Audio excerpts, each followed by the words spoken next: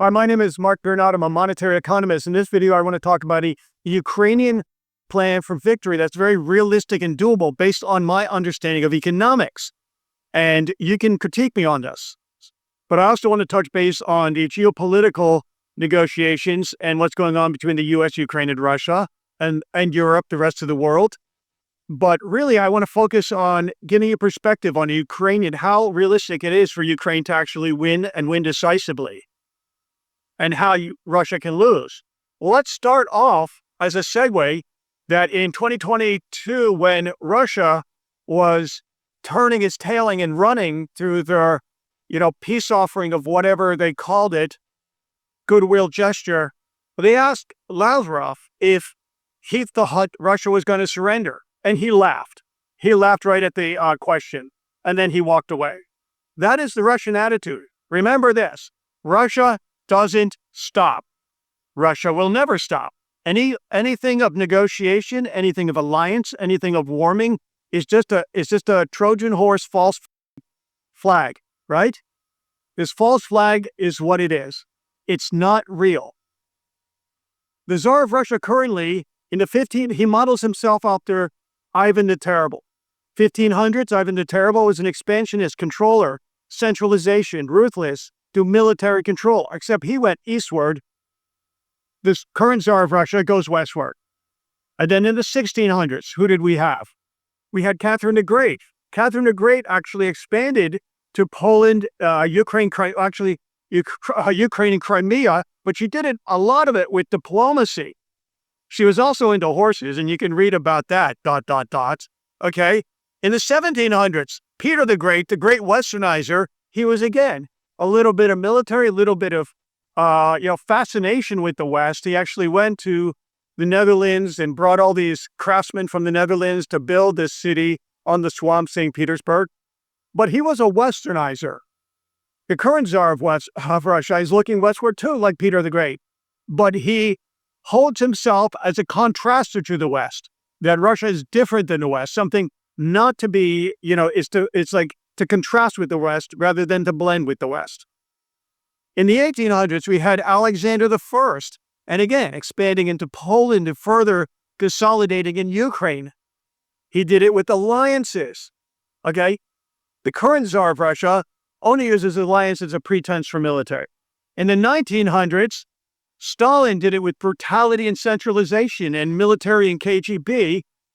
This is also in the mindset of the Tsar of Russia currently. So every 100 years, 15, 16, 17, 18, 19, 100, and now Putin is the 20th century Tsar of Russia, and he's doing it through consolidating the wisdom of these guys through brutal military, special police, and alliances, and diplomacy is just a facade for him.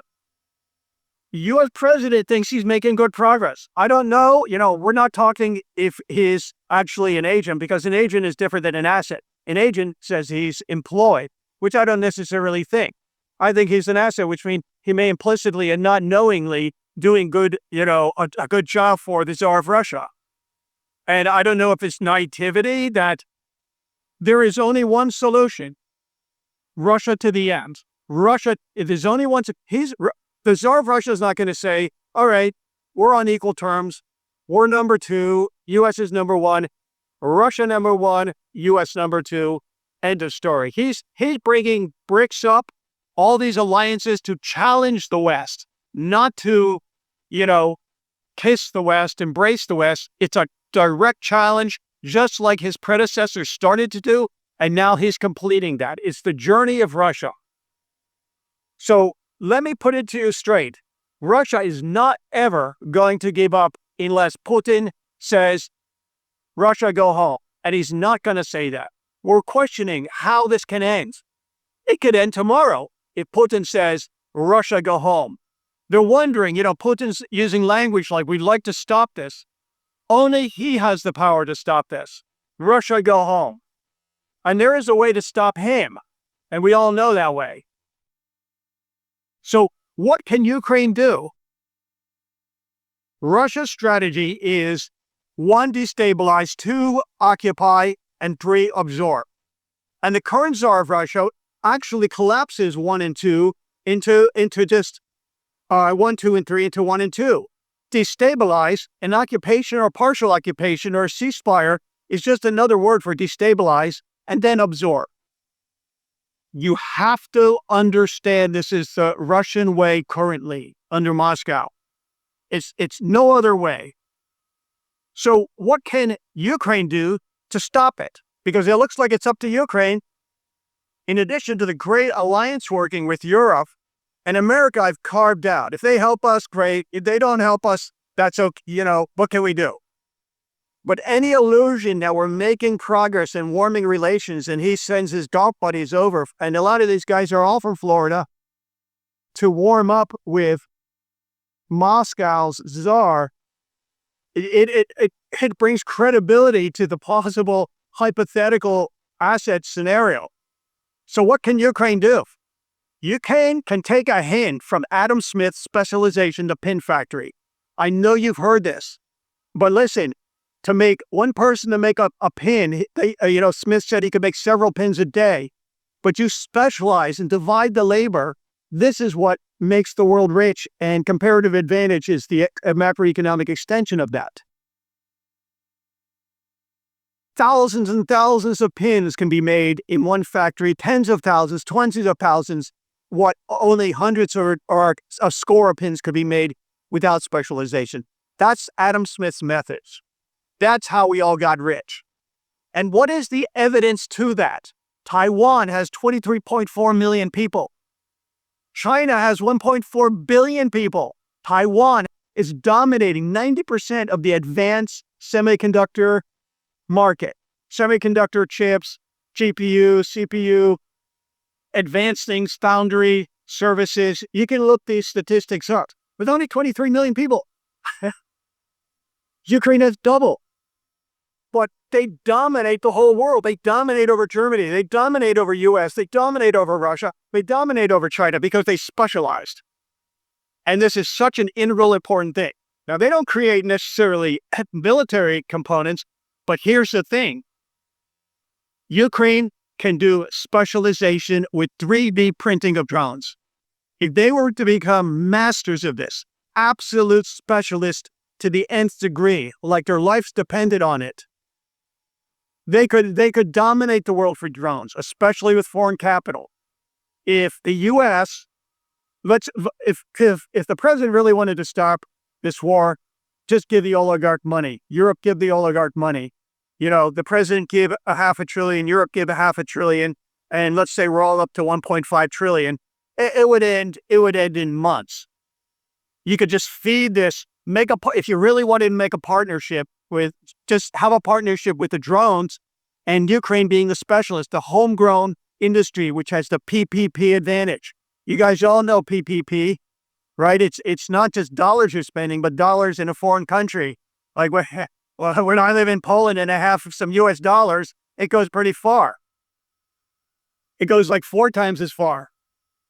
So, and in Ukraine, it would go 5.5, 6, 7 times as far.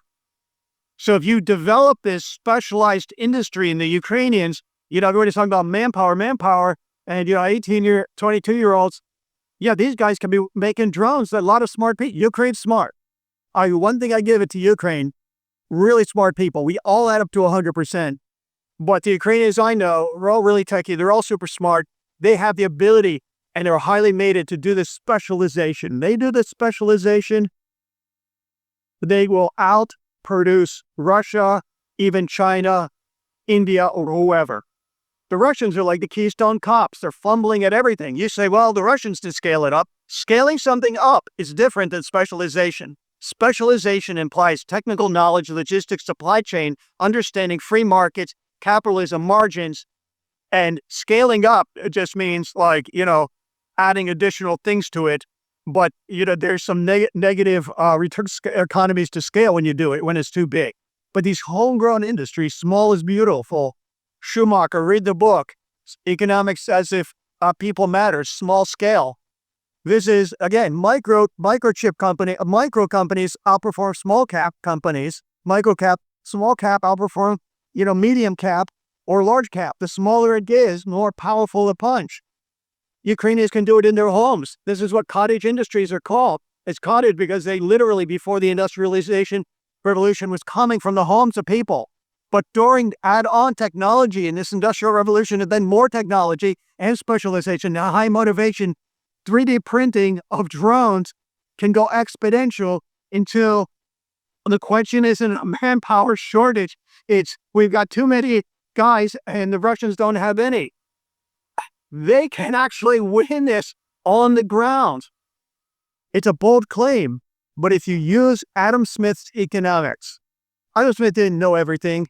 Adam Smith wasn't God, but he spent his life almost in isolation. He never married, lived with his mother his whole life, just meditating and thinking and discovering what makes an economy skyrocket. And it definitely wasn't tariffs.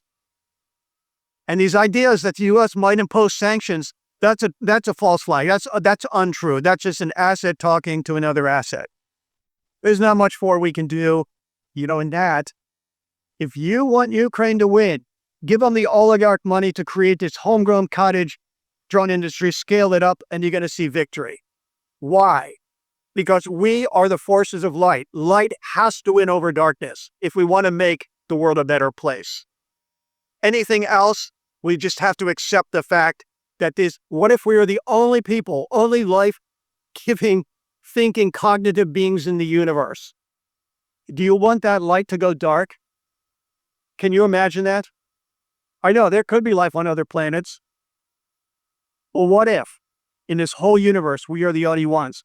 That's why we want Ukraine to win. We want light over darkness. And that's the plan. That's the action plan. My name is Mark Bernot. I'm a monetary economist. Have a great day. Thank you very much. GoPro, stop recording.